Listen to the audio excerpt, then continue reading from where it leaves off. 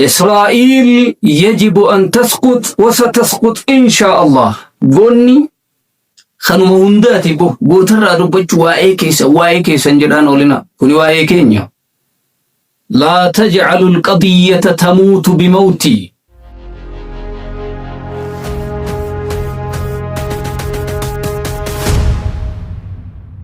Ashamaa fuunee akkam jirtu kabajamtoota daawwattoota keenya oduu gaddaa isin dhageessisaan calanqoo suleetii gootichi islaamaa beekamaan Ayatullah Kaamil Ali wareegamee jira.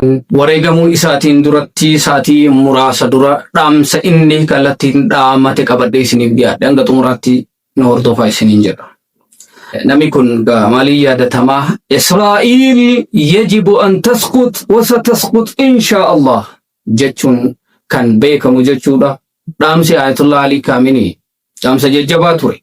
Dhugumaan Iraan biyya Islaamaa, dhugumaan Rippaabilika Islaamaati, dhugumaan gootota, dhugumaan ilmaan fursiiti, dhugumaan warra kalee taariika guddaa san qabu yoo dhaamsa Ayatullah kana kagalman gaan taate jechuudha. Dhaamsa Ayatullah Ali Kaamil wareegamuu isaatiin duratti saatii muraasa dura dhaamate keessaa inni tokko jechuudha. Netanyahu ajjeesaa jedha. Bulchaa Israa'eel ajjeesaa. Wareegama kamuu yoo kaffaltan inni du'uu qabaa jedha. Ameerikaan hanga biyyoota Arabaa ishiidhaaf niitii ta'uun ishii tajaajilan adabnutti nurraa hin adabattuu jedhe. Biyyoota Arabaa kanneen akka Saudii fi Dubaay warra Ameerikaaf niitii ta'an kana adabbii Tel Aviv biyya Israa'eliif kennitan kamuu kennaafi inumaa daranitti kennaafi jedhe. Yaa waraana Islaamaa jedha dhaamsa isaa keessatti, yaa waraana Islaamaa akka warra isaaniif sagaduu hin ta'inaa. Izzaa Islaamaa irree Islaamaa itti agarsiisaa malee isaanii Ameerikaanotaa fi Israa'eloota hin sagadina. Waan baay'ee garaa nama nyaatu keessa akkas jedhee jeneraalota isaa onnachiisuun shahiidi. Laa tajcalul qadiyyata tamuutu bimawtii. Mootummaan teenya Rippaabilikni Islaamaa seerri keenya biyyi teenya du'a kootiin akka duutu hin taasisinaa jedhe laaf. Laa tajcalul qadiyyata tamuutu bimawtii. Mootummaan Islaamaa حكمي في سر كينيا دو أكيان أكدوا هنتا سيسنا يدبو كونوا على عهد كما اتفقنا وأولي قل الرتد أبدا الدعاء واجعلوا الشهادة أسمى أماننا كما تعاهدنا معا جد وريقم بيتين يرتد قبلكم أكا أولانتم ما اتفقنا أكما وادا وليسين سنتير وقد يكون لقاؤنا مع الصديقين والشهداء والصالحين في جنات الكل أني Turaan bimbaanee bulgicha jabaana jechuun nama nyaata luuyna golaa hin baane kanatti harka kennee hin du'u jedhe ani ilma Islaamaa ta'e dhugaa keenya irratti yoo duune walgeenyi kenna. Warroota Rabbi biraa kabaja guddaaf simannaa guddaa argatan waliin ta'e. Gootichi Islaamaa Ali Kaamil akka wareegamu lola kanarratti akka du'u beekaa akka uf qopheesse keessa beektonni himaa turan. Ani hin wareegama biyyi teenya. Du'a kiyyaan akka duutu hin taasisinaa jedhe. Ani nin du'a biyyi teenya akka hin duune jechuun dhaamee darbe jechuu waan garaa nama nyaatu jechuu. Egaa lolli gootaaf dhalate. Goonni du'aaf dhalate. Waan dhalateef dalagee du'a kabajaa qabdu du'a gootaatiin Rabbi isaatiin wal gaheera. Rabbiin jannatul aalaa isaa haa kennu jechuu barbaada.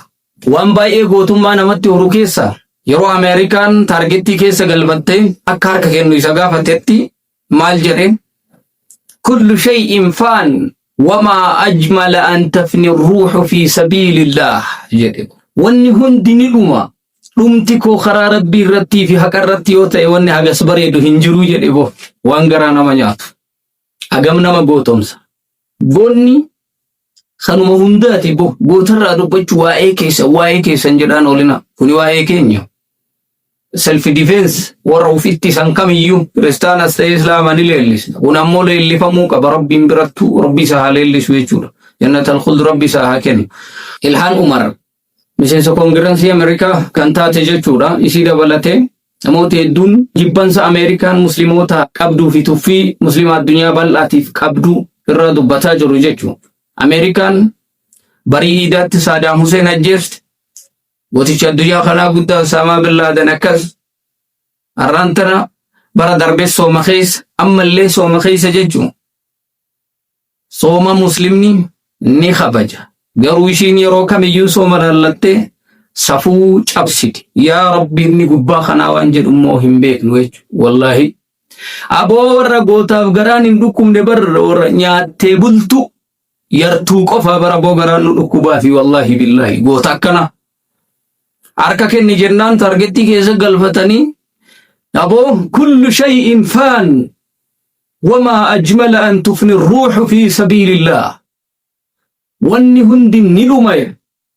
Dhumti koo karaa Rabbii fi haqarratti yoo ta'e wanni agas bareedu hin jiruu jedhe. Ma'waahul janna Rabbi jannata isaa haa kennu. Egaa murteewwan jajjaboo inni osoo hin du'in dura murteessee fi yeroo duutiitti dhuftus dhaammannaa isaa dhumaa irra deebiin si yaadachiisa. Netanyaahuu ajjeesaa jedha. Uhjumuu bikulli maa malaktum min quwwa liqatli Netanyaahuu jedha. Humna qabdan hunda fayyadama. Netanyahuun akka du'u godhaa jedha ajjeefamuu qabaa jedha murtii isaati. Isa lamuutti biyyoota Arabaa isaaf hudduu kireessite bobeessaa jedhe. Adabbii Israa'eliif kennitanii ol isaan adabaa jedhe. Akka waggootaaf mataa ol qabatanii hin dandeenye duuba deebisaa jedhe. Sababni isaa Islaama jibbee miti jedhe. Otoo humnaaf qabeenya isaan caalu qabnu sababa biyyoota Arabaa kanneen akka Suudiif Dubaay, Kuweetii fi Qatar kanaaf malee Ameerikaan olaantummaa nurratti dhiisii addunyaa irrattuu hin godhattuu jedhe. Kanaafuu biyyoota kana barbadeessaa jedhe dhaamsa isaa xumuraati jechuudha. Anis gama kooti lubbuun Netanyaahuu jabaana luyna bulgicha manaa hin baane kanaafi Tiraambii fi isaallee harka loltoota warraaqsa Islaamaa Republic of Islam Iraanitti osoo qalamanii hawwii kiyya.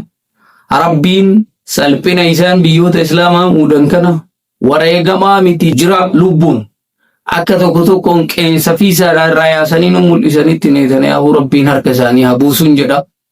Kabajamtoota daawwattoota keenyaa Iraan deebii haloo ba'annaa Tel Abiibii fi magaalota Israa'el hedduu irratti taasistee jirti. Misaa'iliin isaanii ammayyaa waanis humna ittisa qilleensaa hedduu ayirandamii fi raadaarota hedduu darbuun balaa guddaa qaqqabsiisee jira lubbuu dhibboota